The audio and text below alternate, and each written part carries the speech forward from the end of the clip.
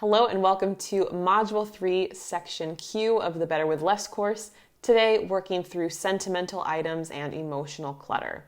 This can be one of the heaviest and most difficult parts of a minimalist journey as we grapple with what to keep and how to preserve different memories. But fortunately, today I'll be walking you through strategies that you can remember key parts of your life or other family members and the memories of these objects in alternative ways that can reduce the physical toll on your space and help you actually celebrate these memories and legacy of individuals more than you were with all these boxes in the basement or wherever they're being stored. So let's jump right in. Let's address sentimental items, which for many can be very challenging, but I want to empower you with this lesson. Before we can jump into our sentimental items, we have to address the past, present, and future in terms of how we remember and how we categorize our stuff. At any given point, we must reflect about what do we choose to keep and store from the past, what are we currently using in the present, and what do we wish to save for the future. We can make things a lot more complicated than that, but at their core, these are the three time periods we're thinking about when it comes to stuff. And any item that you have in your space is either from your past, it's something you are currently using, or it's something you intend to use in the future.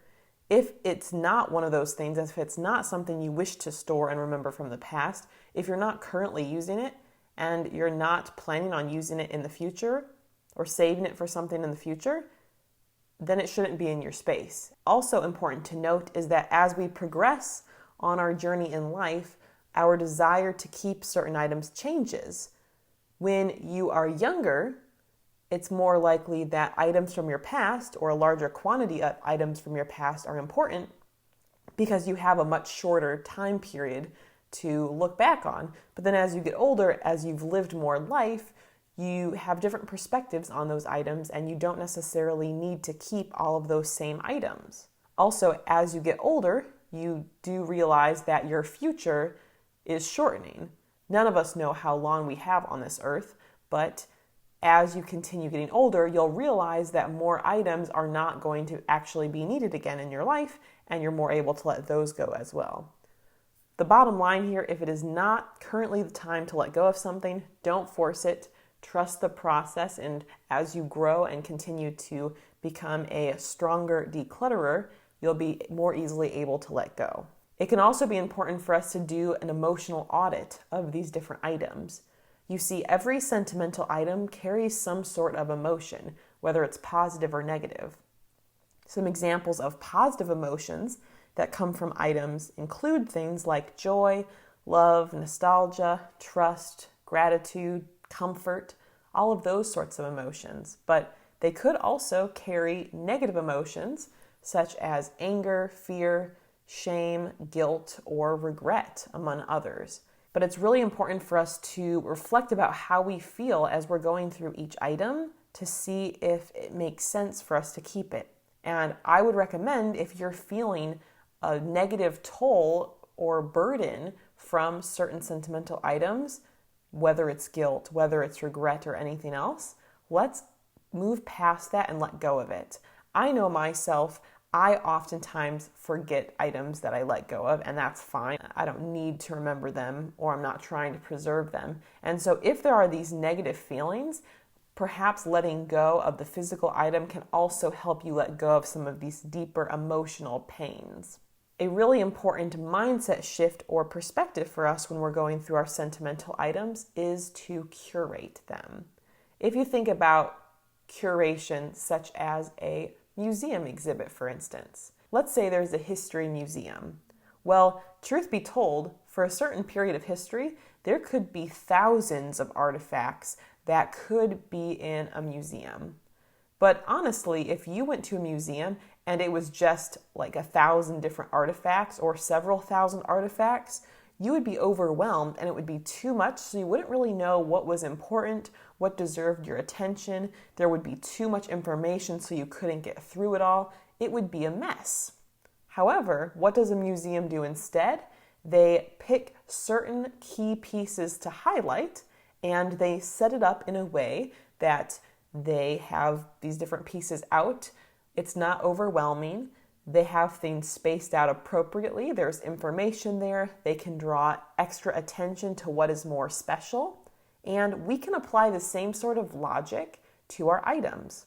The truth is that not all sentimental items are created equal. Some are better than others.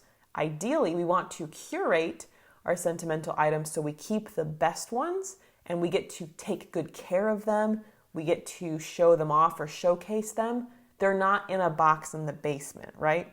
That's not necessarily probably how we want to preserve, some of these really special moments. It's very possible if they're in a box in the basement, they're not necessarily things that need to be preserved or that you actually are caring about enough to store in other ways. When we keep fewer items, we're able to enhance their value and importance because we can take better care of them. We don't have as much bulk to store. They're easier to access because we don't have to tuck them away as much, in the depths of our spaces. And when you want to look at them, when you want to go through them or share them, it's not hard to do so. There's not resistance there. This next point also gets into the emotional side of it, but it's important for us to ask ourselves, if these items belonged to someone else or are from someone else, would they want their legacy to be stress and shame or other negative emotions? If you're holding on to something for negative emotions, is that what they want? Was their thought process when they gave you something, I want them to regret this every day. I want to bring them unhappiness. In most cases, no. If these are family members, they were probably well-intentioned and maybe thought that it would bring value to you just like it brought value to them. But we're all different, and we all have different perspectives here. To add on to this piece about perspective, we have to understand that what matters to us is different than what matters or mattered to our parents and what will matter to our children or other heirs and family members. We all value different things. So it's so important here to not let our vision about what to do be clouded by some of these emotional elements. Everyone values items differently, which is why it's so important that we select and curate certain items rather than just keeping everything blindly. That's not really making a decision. That's delaying the decision for someone else later down the road. Finally, don't try to do too much at one time. If someone is curating an exhibit for a museum, they didn't just haphazardly choose things and move on. There was likely some careful planning that went into that. And likewise, in your situation, you're not going to be able to rush through it and be done with it. It is likely that this process could be time-consuming and maybe difficult, but meaningful. And if you do it right, if you take your time, if you focus on asking the tough questions, this can be very successful for you. Let's get into the how. What are the approaches for doing this? In addition to using any other method we've talked about so far in the course, there are 4 specific methods I want to address to give you some clarity or some specific action steps about how you could proceed.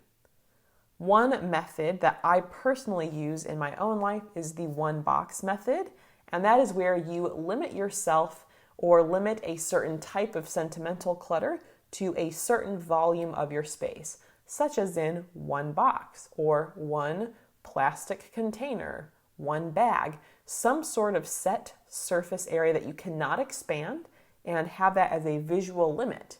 This forces us to curate because not every memory ever is going to fit in the box. You want to pick your best things to fit in that certain amount of space. Also, although it's called the 1-box method, you can have it be 2 boxes or 3 boxes, whatever is a meaningful reduction for you. If you currently have, let's say, 8 boxes of photos from your life, well, just reducing it to 1 would be pretty drastic, but maybe we can start out with 4 boxes or even 6. I'd encourage you to think about what you might be able to use the 1-box method for in your own life. You could also shoot for documentation as a way to preserve these memories. Many times people keep items because they don't want to forget a memory, but the good news is you can change the way you remember something to be able to have a much more space efficient memory system without needing to hold on to the physical items. If you're more of an image-based person, consider taking photos and preparing a photo book or scrapbook of these different items, which saves a lot of space but still is a physical memento. You could also just take digital photos as well on your device, but of course, one thing to keep in mind with that is sometimes devices fail or get lost, or you might run out of storage, or they might even just be a little difficult to access depending upon what else you have on your device. So that's where it could be helpful to have some sort of printed out version, such as a photo book or scrapbook. If you don't feel like taking photos, you also could consider using a decluttering journal where you journal about the items you are letting go of, and you could write down any of the key memories that come to mind when you see a certain item. And of course, you could fuse the photo book with the decluttering journal element if you wanted both the written version of the memory and the photo of the item itself. Speaking of writing, letter writing can be an incredibly powerful tool to work through some of our deepest emotional challenges that come with stuff or quite frankly come with other things. I have found this method to be helpful in my own life in several different instances, and the concept here is that you are writing a letter to either a person in your life or from a past phase of your life that maybe has this connection to whatever clutter is in mind, or you actually might be writing to an emotion. You might be writing about your guilt or to your guilt. You might be writing to the item itself. Now, obviously, we can't actually send a letter to these inanimate objects or these emotions, and we are going to do this exercise all hypothetically. We're not actually going to send it to actual people who, let's say, were in your life but are no longer in your life. But I have found when you write a letter and specifically talk about them, since you know you're not sending it, you can be completely honest and really get those thoughts out. It can be a very healing process and can give you clarity and strength to move on.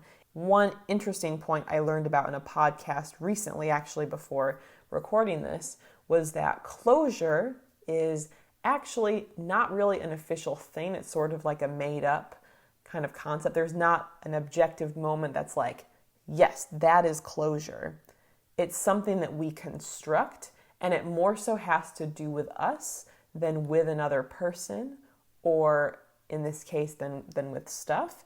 And so this letter exercise, if you're craving closure for something or you're craving clarity, the letter writing exercise, I know it's not necessarily glamorous. No one wants to be writing a letter to something they have an emotional challenge with, but I assure you it really does work, and I encourage you to try it for anything that is most difficult for you. The last one I'll address here on a much more positive note is to create some sort of celebration or even a new tradition regarding some of these items, especially in the case of items where it might feel like there's pain or just a lot of uncertainty. Those sometimes can feel stressful and it takes some of the fun out of it. But if we can focus on not just reliving the past, but connecting the past with the present through creating some sort of special event or ceremony, celebration, if you will, of these items, that can be very meaningful. A great example would be if you are going through items that belonged to a loved one, such as your parents or grandparents, and you share that moment with other loved ones or other family members, and you use it as an opportunity to discuss together about your shared memories or to pass on some of the best stories. Build that connection around those items and not necessarily just need them to be tucked away without those memories and stories being shared or celebrated. So with that, this is just another way that we can actually give ourselves clarity and provide closure by adding a new meaningful memory or giving these items a chance to be celebrated. Of course, how you choose to celebrate these items is going to look very different depending on your family, on what the item is itself, how you wish to move forward with these items, etc. This is a tough lesson, so take as much time as you need. It's likely you'll be able to go through a phase now and then maybe return back to it especially when you find yourself struggling with motivation to be able to do this, or if you feel stuck. And of course, you can always share these things in our course Facebook group too. And the homework sheet is also there to provide some support as you go as well. Keep up the great work, push through even if it's hard. You've got this, and I'll see you in the next lesson.